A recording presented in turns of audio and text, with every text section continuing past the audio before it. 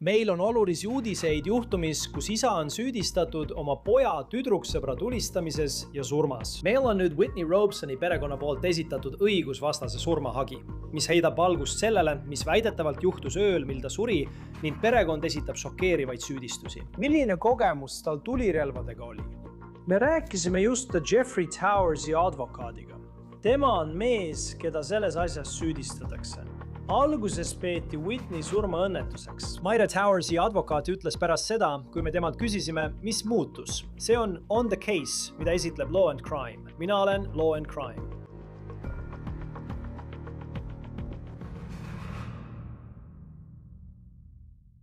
Aga enne kui me sellega tegeleme, tahan ma lahti seletada selle uue õigusvastase surmahagi üksikasjad, mille ohvri perekond selles asjas esitas. Whitney Robesoni perekond esitas selle hagi just Jeffersoni maakonna Alabama tsiviilkohtusse.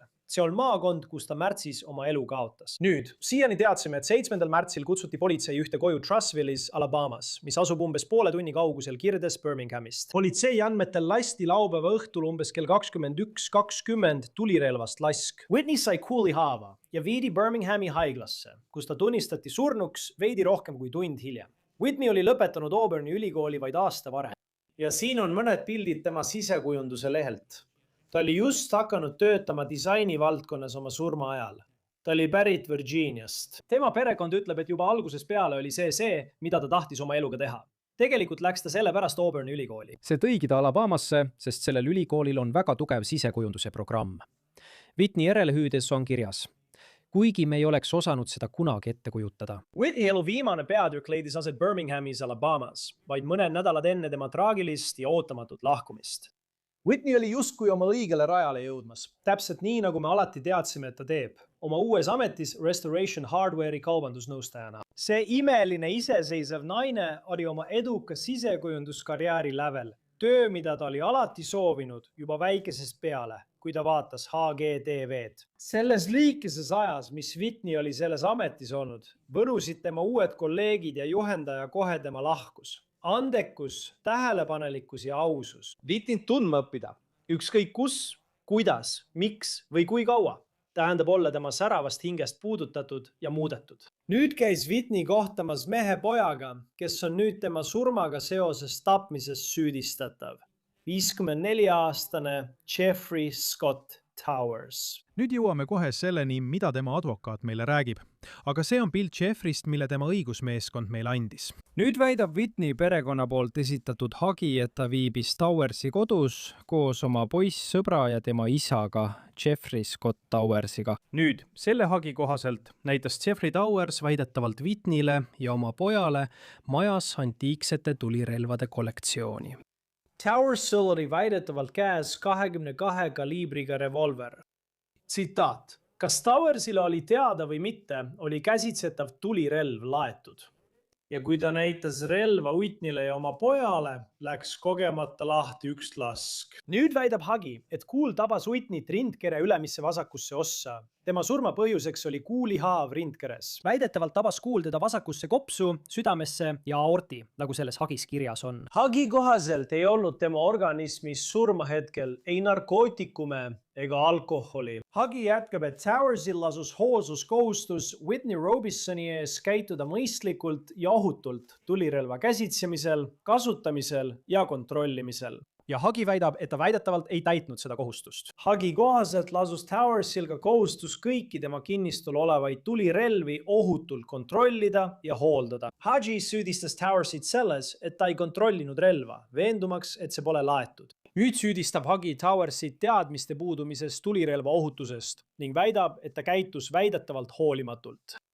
Ja selle tõttu sai Whitney Robeson surma. Selles hagis süüdistatakse Towersit ka hooletuses, kuna ta väidetavalt ei teinud korralikku hooldust relvale, mis lahti läks. Jällegi, me teame, et selle hagi kohaselt oli tegemist 22 kaliibriga revolvriga ning see oli antiikne relvakomplekt. Aga kui vana see relv täpselt oli ja mis seisukorras see oli, neid üksikasju pole väidetavalt veel avalikustatud. Ja see hagi nõuab nüüd määratlemata suuruses kahjutasu. Räägime nüüd kriminaalsest poolest, sest Towersile on nüüd esitatud süüdistus tahtmatus tapmises ja tundub, et selles uurimises on midagi muutunud, et sellesse punkti jõuda.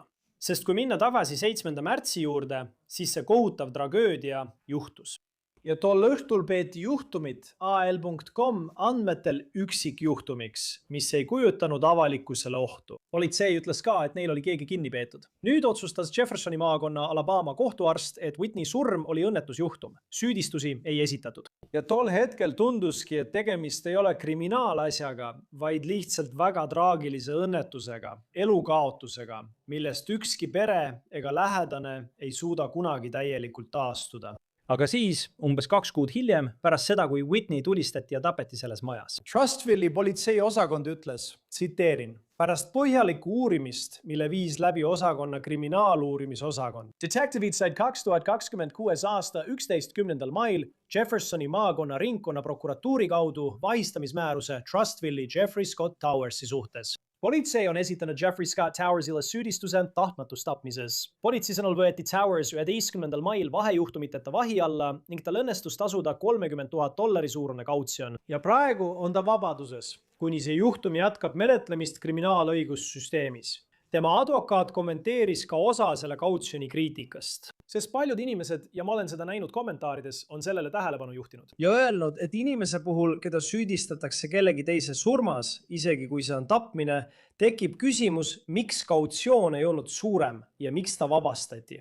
Räägime sellest kohe lähemalt. Ma tahan teile näidata avaldust, mille Jeffrey Scott Towersi advokaadid algselt välja andsid. Selles seisab, tsiteerin, see, mis juhtus Braylee Robesoniga, oli traagiline sündmus. Kuigi me mõistame, et õigussüsteem peab oma tööd tegema, teame, et faktid näitavad, et härra Towersil puudub kriminaalne minevik. Ta on olnud kogu oma elu eeskujulik ja tubli kodanik ning ta ei ole nende süüdistuste osas süüdi. Ma tahan olla selge enne, kui läheme üle intervjuule Towersi advokaadi Johnny Amariga, kes ütleb meile, et Toweri järgmine kohtuistung toimub juulis. See narratiiv, mida levitatakse selle kohta, mis väidetavalt juhtus tema majas tol märtsi õhtul, pärineb tsiviilhagist, mille on esitanud selle loo ohver. Me ei ole veel kuulnud prokuröride esitatud narratiivi, kes tegelevad kriminaalasjaga. Liitub meiega nüüd, et sellest juhtumist veidi rohkem rääkida, Jeffrey Towersi advokaat Johnny Amari. Aitäh, härra, et leidsite aega meiega olla. See Whitney Robesoni perekonna poolt esitatud õigusvastase surmahagi. Milline on teie reaktsioon sellele, mida sellest teie kliendi kohta väidetakse? Las ma ütlen, et me ootasime seda. Ma mõtlen, see on ilmselgelt nii traagiline juhtum. Ja alati, kui keegi elu kaotab, hakatakse hindama, mis selle põhjustas. Ja erinevad faktid tulevad ilmsiks. Aga sellises olukorras võiksite täiesti oodata tsiviilhagi või surma põhjustamise tõttu esitatud hagi. Nii, et teate, me ootasime seda. Ma nägin seda just nädalavahetusel. Mul ei ole olnud võimalust hage advokaadiga rääkida ja praegu ei ole mind palgatud tsiviiladvokaadina. Aga minu arusaamise järgi sellises olukorras tõenäoliselt peatatakse tsiviilasi seni, kuni kriminaalasi saab lahenduse. Ja kriminaalasja poole pealt ma mõtlen, et selles tsiviilhagis on esimest korda kirjas nende vaatenurgast narratiiv sellest, mis väidetavalt kodus juhtus. Nad ütlevad, et teie klient uhkeldas vanaaegse tulirelvaga. 22 kaliibrilist revolvrit ja see läks kuidagi lahti ja see kuul võttis Whitney elu. Mida on teie klient teile rääkinud oma vaatenurgast, mis tol ööl juhtus? Ma hoidun praegu kõigest, millest mina ja mu klient oleme rääkinud. Ühe asja võin öelda, kui oled kriminaalasjas nii alguses nagu meie praegu, ma arvan, et süüdistus esitati alles eelmisel nädalal. Meiegi saame alles infot nagu kõik teisedki, sealhulgas tõendite kohta. Esitasime oma taotluse tõendite avaldamiseks alles eelmisel nädalal. See ramuldati ja oleme alles hakanud tõendeid saama, kuid meil pole veel olnud võimalust kõike põhjalikult läbi vaadata ega näha, mis võib veel puudu olla või mida võib veel tulla. Aga kõik on osa sellest kriminaalmenetlusest, millel lihtsalt kulub natuke aega, enne kui see lõpule jõuab. Ei, ja ma saan sellest täiesti aru. Ma austan seda täielikult. Teate, kuna me ikka veel ootame, et prokurörid selles asjas avaldaksid teavet selle kohta, mis väidetavalt juhtus. Mida saate meile oma kliendi kohta rääkida? Milline kogemus tal tulirelvadega oli? Teate tõenäoliselt. Ma ei tundnud oma klienti isiklikult enne seda, nii et see on ilmselt midagi, mida ma kavatsen temaga arutada. Üks asi, mida ma võin teile oma kliendi kohta öelda, on see, et ta tõesti hoolis Braylee Robinsonist ja see perekond hoolis temast. Nad on laastatud. Ma mõtlen, mu klient on sellest täiesti laastatud. Üks asi, mida ma võin teile oma kliendi kohta öelda, on see, et tal ei ole kriminaalset tausta. Ta ei kuritarvita narkootikume ega alkoholi. Ja tegelikult oleme üsna kindlad, et mingil hetkel tehakse kättesaadavaks toksikoloogiline raport, mis näitab, et tema veres ei olnud tol hetkel ei narkootikume ega alkoholi. Nii et see oligi lihtsalt traagiline sündmus. kui vaadata tagasi ja lähtuda seni esitatud loost, siis see kuulutati juhuslikuks tulistamiseks või vähemalt koroner väidetavalt otsustas nii. Ja nüüd seisab ta silmitsi tapmissüüdistusega. Mis muutus nende umbes 2 kuu jooksul, mil algselt öeldi, et tegemist oli õnnetusega, kuni nüüd teie klienti süüdistatakse tapmises? See on õiglane küsimus. See oli esimene küsimus, mille mu klient mulle esitas. Ja üks asi on see, et just selles aitab meid tõendite avaldamise menetlus sellele küsimusele vastamisel, kuni näeme, mida süüdistus 2 kuud hiljem teisiti nägi. Ja ma tahan tõenäoliselt teada selle küsimuse vastust sama palju kui kõik teisedki, sest kui see sündmus aset leidis ja ta vabastati ilma süüdistust esitamata, lootsime, et see oleks igasuguse kriminaalasja lõpp. Me ootasime täielikult õigusvastase surmahagi kui tsiviilpoolel, kuid arvasime, et see oleks kriminaalasja lõpp, sest oleme alati oma kliendisse uskunud. Ja me oleme alati uskunud, et ta ei teinud midagi hoolimatut ega tahtlikku. Mis siis viimase 2 kuu jooksul muutus? Ma arvan, et sellele küsimusele või nendele küsimustele vastatakse, kui saame politseilt ja prokuratuurilt üha rohkem teavet. Ei, juba sel õhtul, kui ta suri, teatati, et keegi kodus peeti kinni. Seda peeti üksikjuhtumiks. Millised kokkupuuted olid teie kliendil õiguskaitseorganitega alates sellest õhtust edasi? Minu kliendil ei olnud pärast seda õhtut õiguskaitseorganitega mingeid kokkupuuteid. See olekski olnud tema esimene kontakt õiguskaitseorganitega pärast seda. Tema ja õiguskaitseorganite vahel ei ole olnud mingit suhtlust ega tegelikult üldse kontakti. Ja ma tean, et sa ütlesid, et sa ei oodanud selle tapmissüüdistusega kriminaalset poolt. Ma mõtlen, et sellest õhtust alates ei olnud mingit suhtlust selle kohta, kas mingi uurimine veel käis või mitte. Trustvilli politseiosakond ja ringkonnaprokuratuur olid viimastel kuudel üsna kidakeelsed. Nii et, ja ma ei taha öelda, et me ei oodanud seda. Me lootsime, et sellest ei tule kriminaalasja. Milline oli teie kliendi reaktsioon, kui ta sai teada, et talle esitati süüdistus tapmises? Ma arvan, et ta oli endast väljas, aga mul ei ole võimalik seda täielikult väljendada ja ma sooviksin, et saaksin.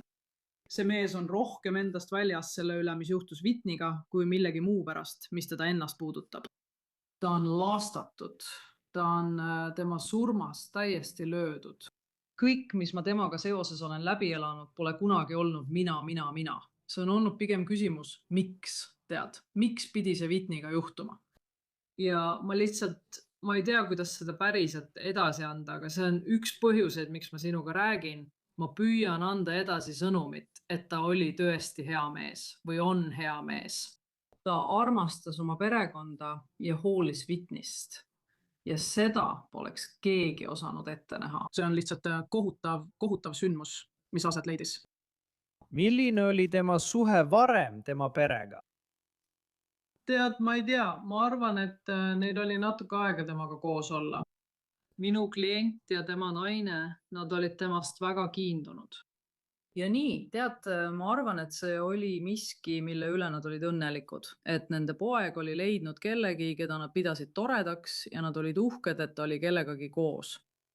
Ja ma tean, et sa ei saa kõike rääkida ja sa ise alles püüad asjadest aru saada, aga mida ta tol õhtul, 7. märti ööl seal majas tegi? Ma peaksin ainult oletama, ma tegelikult ei tea. Ma kujutan ette, et see oli nagu iga teinegi sündmus, kui sul on tead koos viibimine sõprade ja perega. Ma peaksin ainult oletama, nii et ma ei taha seda teha. Millal on teie kliendi aeg? Ma tean, et ta suutis maksta selle $30,000 suuruse kautsjoni. Mida te arvate, mis selles juhtumis järgmisena juhtub? Jah, ja üks asi, millest ma tahtsin teiega rääkida, on kautsjon. Ma olen märganud, et selle kohta on palju juttu olnud. Alabamal on omamoodi tabel, kus on välja toodud, millised oleksid soovitatavad kautsjonid. teatud tüüpi kuritegude puhul. Selle konkreetse B-klassi kuriteo puhul on soovitatav kautsjoni suurus 5000 kuni $30,000. Nii et tema kautsjon oli tegelikult selle tabeli järgi kõige kõrgem. Mis puudutab selle juhtumi järgmisi samme, siis tead, paari kuu pärast toimub omamoodi eelkuulamine. Jätkame katseid saada kätte kõik tõendid, mis võivad veel olemas olla. Ja see on võimalus, kus meie ja ringkonnaprokuratuuri töötajad räägime sellest, kus me selle juhtumiga oleme. Ja siis tehakse otsuseid selle kohta, kas korraldada eelkuulamine või kas asi antakse edasi suuržüriile. Põhimõtteliselt sama protsess nagu iga teise süüdistatavaga. See ei ole härra Towersi puhul tegelikult kuigi teistsugune. Sellise juhtumi puhul ma mõtlen, millist tõendusmaterjali te otsite, et aidata oma juhtumit üles ehitada ja tõestada, et teie klient on süütu. Ärge unustage, et nõuame, et osariik tõendaks tema süüd. Nii et tõendid, mida me otsime, on need, mis näitavad, et on mõistlik kahtlus, kas ta üldse kuriteo toime pani. Ja teate, ilmselgelt oleksid sellised asjad nagu toksikoloogilised aruanded minu arvates olulised. Teate, me saame politseilt veel mõningaid aruandeid selle kohta, milliseid ütlusi võidi anda või mitte anda tol õhtul ja muud sellist. Ja kui te vaatate ja jälle, ma saan aru, et ei saa kõike öelda. Aga teate, selle tsiviilhagi põhjal, mille järgi ta väidetavalt demonstreeris oma antiikrelvade kollektsiooni. Te pole saanud rääkida tema kogemusest relvadega, aga kas see oli midagi, mida ta armastas teha? Näidata oma antiikseid relvi? Kas see oli midagi, mida ta tegi regulaarselt, kui inimesed tema juurde külla tulid? Jah, see on üks neist asjadest, ma ei tundnud teda enne seda isiklikult, nii et ma ei oska sellele küsimusele kindlalt vastata. Kui tihti te suhtlete oma kliendiga? Ma mõtlen, et nüüd, kui te selle protsessi läbi teete, on sellele loole kindlasti palju tähelepanu pööratud. Inimesed hakkavad teada saama, mis väidetavalt juhtus ja milliste süüdistustega ta silmitsi seisab. Mida te talle igapäevaselt räägite, kui see protsess edasi liigub? Teate, ma olen üks neist advokaatidest, kes kohandub oma klientidega. Mul on kliente, kes tahavad minuga iga päev rääkida. Mul on ka kliente, kes ütlevad lihtsalt, kuhu ma pean alla kirjutama ja kõike, mis jääb nende kahe vahele. Ma olen oma klientidele kättesaadav, eriti sellise juhtumi puhul, mis saab nii palju tähelepanu. Ma olen oma klientidele põhimõtteliselt 24 tundi ööpäevas kättesaadav. Nii et see on tema enda otsustada, kas ta tunneb, et peab minuga rääkima või mitte. Ma tean, et sa ütlesid, et ta on laastatud, aga kuidas sa kirjeldaksid, kuidas tal läheb?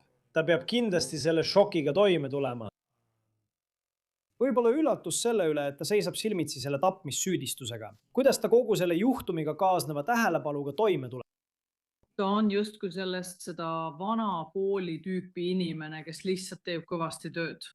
Ma arvan, et ta oli juba enne seda kõike kõva töömees.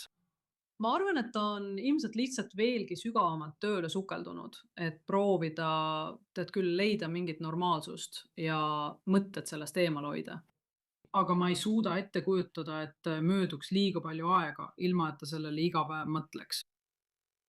Hästi, Johnny Amari, Jeffrey Towersi advokaat, lihtsalt uskumatud kurb juhtum Alabamast. Aitäh, härra, et leidsite aega meiega olla, me hindame seda. Hei, ma tõesti hindan seda. Saame hiljem uuesti ühendust võtta, kui saame rohkem teavet, aga aitäh selle võimaluse eest rääkida. Sellega on Law and Crime'i saade On the Case läbi. Tellige meid YouTube'is ja Spotify's. Samuti oleme nüüd voogedastamas Peacockis. Mina olen Chris Stewart, kohtume järgmine kord.